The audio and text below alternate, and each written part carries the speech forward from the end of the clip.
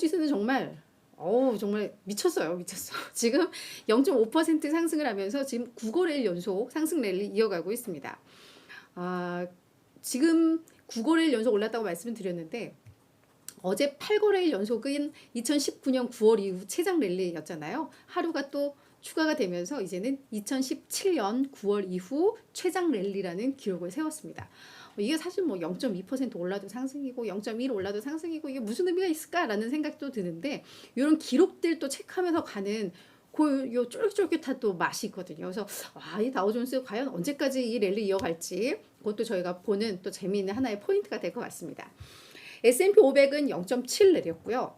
나스닥 지수는 2% 넘는 급락세를 기록을 했습니다. 일단 지금은 핵심은 실적 시즌이에요.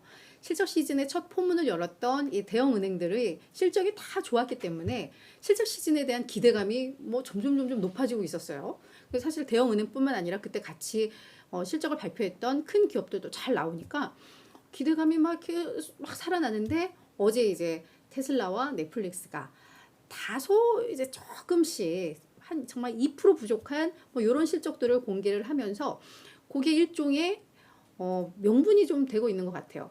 이게 솔직히 까놓고 얘기하면 뭐 쇼크 수준이었던 것도 아니고 그렇잖아요.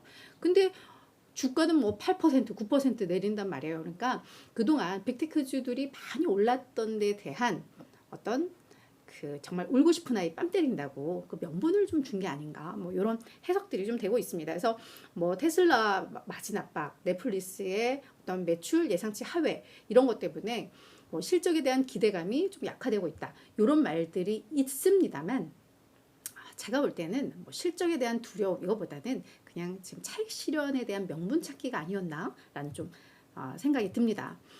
네, 이게 이제 저도 좀 준비를 해왔는데 오늘 확실히 빅테크주들이 많이 무너진 게 확인이 되고 있어요. 지금 뭐 마이크로소프트가 2.3 내렸고 뭐 엔비디아도 3, 애플도 1, 뭐 아마존 4, 테슬라 거의 10, 넷플릭스도 8.4, 뭐 구글도 2.7, 뭐 다 하락을 했거든요.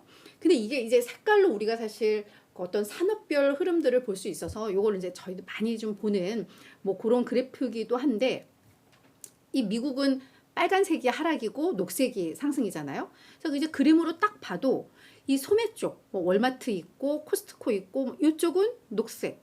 그렇죠. 그리고 오른쪽에 있는 헬스케어 쪽, 제약 쪽도 다 녹색입니다. 그래서 뭐 일라이릴리, 존슨앤존스, 특히 오늘 다우 지수가 올랐던 이유가 요 존슨앤존스가 오늘 6% 넘게 급등을 했어요. 요게 다우 30 지수에 들어가 있거든요. 그래서 이제 그 효과가 좀 있었다라고 보시면 될 것 같고 왼쪽이 완전 다 죽었잖아요. 이 비테크주들이 다 여기에 포진되어 있는데 특히나 이따가 특징주에서도 언급이 나오겠지만 그 대만의 세계 1위 파운드리 업체 TSMC가 실적 공개를 했는데 조금 안 좋게 나왔어요. 그런데 이게 여기서 중요한 게 뭐냐 하면 파운드리 업체는 반도체를 설계하지 않아요. 반도체를 설계한 기업들이 그걸 넘기면 거기 아주 정밀하게 이 반도체를 만드는 애들이 파운드리잖아요. 근데 실적이 안 좋았다. 매출도 줄고 이익도 줄었다라는 건 얘들한테 발주를 하는 수주를 주는 기업들이 뭔가 안 좋았다라는 거잖아요. 그 기업들 그죠? TSMC의 주 고객들이 누구냐? 애플, 엔비디아, AMD. 그러다 보니까 오늘 뭐 다 전반적으로 그런 역풍이 또 불면서 이제 주가가 전반적으로 하락을 했다라고 해석을 하면 좋을 것 같습니다. 그래서 오늘 이제 빅테크주들이 오늘 나스닥 주들이 한 2% 급락을 한 그 이유들이 또 설명이 되는 것 같아요. 뭐 테슬라, 엔비디아가 지수 하락을 뭐 앞에서 막 끌고 가고 뒤에서 TSMC 발로 또 반도체 기업들이 막 밀고 가고 하면서 안 좋게 그러니까 마이너스 쪽으로 그래서 많이 무너졌다 이렇게 이해를 해보시면 좋을 것 같습니다. 자, 그러면 오늘의 주요 이슈들도 점검을 해보도록 할 텐데요. 오늘의 경제지표는 먼저 주간 신규 실업수당 청구 건수가 있었는데요. 역시나 뭐 좋습니다. 22만 8천 건, 20만 건 초반대로 나오면서 전주는 물론 시장의 예상보다 매우 낮게 나왔어요. 이게 원래 최저치 기록하면서 역시 노동시장은 좋아. 뭐 매번 반복되고 있기 때문에 이제는 뭐 그러려니 합니다. 그죠?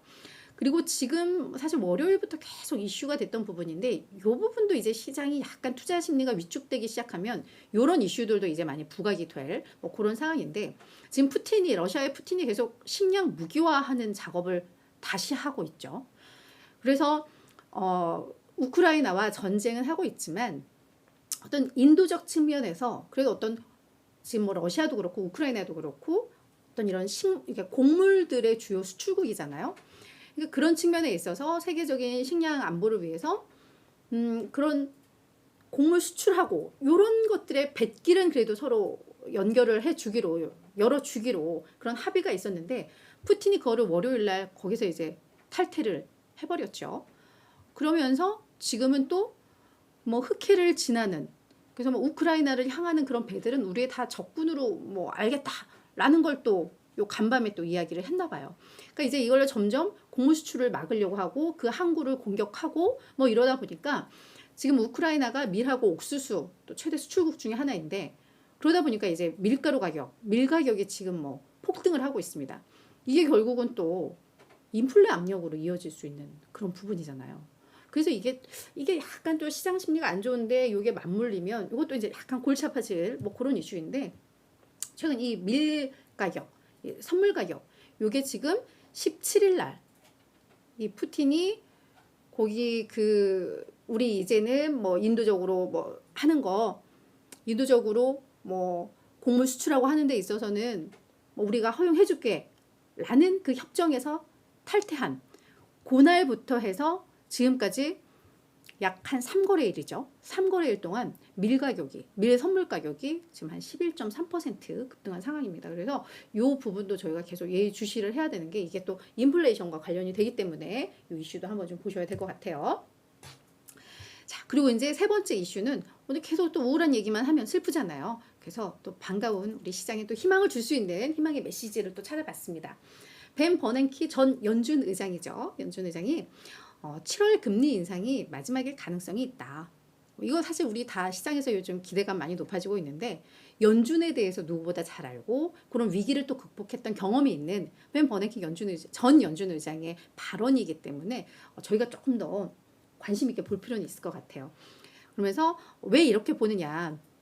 라고 하면 요즘 나오고 있는 뭐 뉴스들, 경제 지표들이 상당히 이건 긍정적이다 라고 이야기를 하고 있고 그리고 지금 CPI가 3%에 도달한 후에 목표치 2%에 도달하기까지는 좀 시간이 걸리겠지만 그래도 잘 싸워나가고 있다라고 하면서 물론 연준이 인플레 승리를 아주 서둘러서 선언하지는 못할 거다. 그러기 위해서는 일단 노동시장이 확 잡혀야지 선언할 수 있는데 하지만 그렇다 하더라도 다양한 지표들은 나쁘지 않은 상황이다.